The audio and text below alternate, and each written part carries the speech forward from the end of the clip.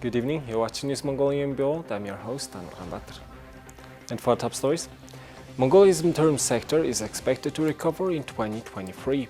Erdeneburen hydroelectric power plant construction to resume in March 2022. A family has built two 15-kilowatt solar panels in their yard, and for the news, stay tuned.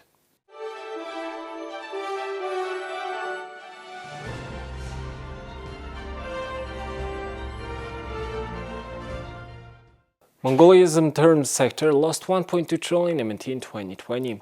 If the situation continues, the industry estimates that the deficit could reach 4.1 trillion MNT this year.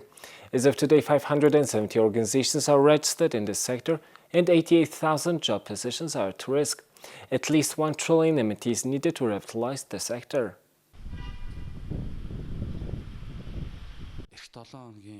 An official meeting with tourism professional associations is about to begin. In general, Mongolia is losing a lot of money on foreign tourism. Now is the time for us to develop domestic tourism.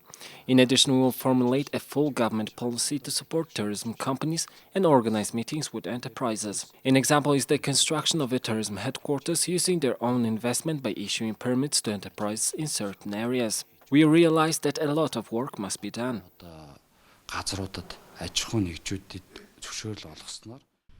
The highest growth rate in the tourism sector was in 2019. In 2019, the tourism sector accounted for 6.8% of the total GDP. However, researchers point out that the sector is expected to grow from 2023. In particular, from 2023, tourism orders are expected to double. This indicates that there are tourists willing to come to Mongolia. This year, 50% of central operators have orders on their books, according to the study by the Geography Department of the National University of Mongolia. Mongolian energy resources such as coal, solar power and wind power are considered sufficient to supply energy to Asian countries. But the country still buys electricity from its two neighbor countries, mainly due to the lack of energy infrastructure. Industry experts note the importance to implement major energy projects such as Erdeneburen hydroelectric power plant. The construction of the Erdeneburen power plant is set to resume this spring. According to preliminary studies, around 258 households will be affected by the construction of the hydroelectric power plant. According to the project agreement, construction work will take 6 months. The government has decided to spend around 10 billion Mongolian turuk on relocation and compensation for people affected by power plant's construction. We conducted a survey of households affected by the construction and one-time compensation. Even though Mongolia has very poor experience with relocation and compensation procedures related to major infrastructure projects, we should negotiate it with local residents and conduct this task within the legal framework. Construction of the 90-megawatt Erdeneburen hydroelectric power plant is set to begin this spring, pursuant to an agreement between Mongolia and China. Despite being stalled for many years due to external and internal factors, the project is seen as crucial for Mongolia's energy independence and significant for ensuring long-term energy supply to the western provinces. The number of electricity consumers in Mongolia has seen an average annual increase of 7 to 8%, and domestic energy production has risen by 6 to 7% annually in recent years. The central power grid reached peak demand of 1,308 megawatts on December 14, 2020. The state pays an annual 15 billion Mongolian turuk to import energy for the western region. If domestic energy projects are intensified and promptly implemented, analysts say Mongolia could put this money into domestic circulation instead of sending it abroad. We think that this project will be a notable example of how renewable energy sources can be transformed into electricity and how we can use this to cover the growing demand for energy. We should not lose this opportunity. This project will determine whether or not Mongolia can fully cover its local demand through domestic production. We should create our own national electricity grid and reduce our dependence on energy imports. Within the new economic recovery policy, the electricity and energy sectors will be given high priority in the near future. With the commissioning of the Erdeneburen hydroelectric power plant, the western region will be able to use energy that is 7 to 10 times cheaper than the current high-priced energy imported from Russia and China. The state spends 8 billion to 16 billion Mongolian turuk a year on providing energy to the western region. Mongolia is an electricity importing country. The energy sector is very busy this year, and we want to show you a report about how some families find solutions to generating energy for their household use. Mr. Askhumbatar provides almost 60% of their household energy demand through a self-made solar power plant. Details as follows. My goal is to contribute to the development of a standardized energy solution that will not emit any gas or affect air pollution in the face of global warming. Here's a look at Askhumbatar's household electricity consumption. The solar plant generates 416 watts of electricity and 109 watts comes from the central grid. It uses a total of 421 watts of power per day, and the extra 118 watts is used to charge the backup batteries. In other words, they generate 63% of their energy consumption. However, 37% is taken from the network. This is a solution that has supported the congested energy sector. For example, the Askhumbatar family operates 2 solar power plants with an installed capacity of 15 kilowatts. The solar panel behind me has a built-in capacity of 10 kilowatts. In addition, they have built a 5 kilowatt solar power plant with batteries. As a result, they supply more than 60% of their total energy consumption using their own energy. This is a 400 watt per panel, so you get 3.2 kilowatts from the sun. Solar energy is taken directly and then converted into energy. It is a 10 kilowatt power plant that converts the energy come from the panel into direct current and alternating the current. In the winter, 8,000 to 10,000 kilowatts of energy is used, so we get 1,000 kilowatt from a solar station and a further 1,000 kilowatt from the solar panel. In total, it produces about 2,000 kilowatts of energy. In the winter, it provides 30 to 40%. It provides 70 to 80% of total consumption in spring, and in summer it provides almost 100%. This means that on average 50 to 60% of the annual energy needed is generated by solar power.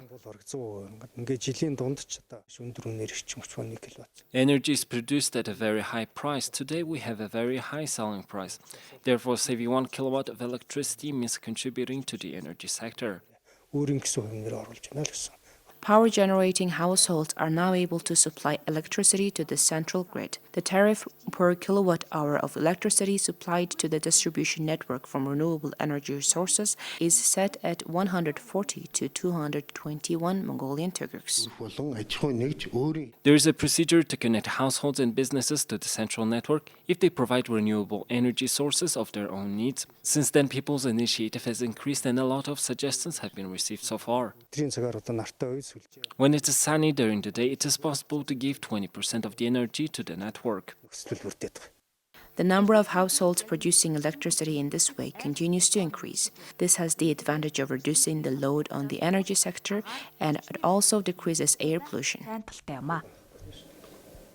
Now let's take a look at the currency exchange rates provided by Mongol Bank.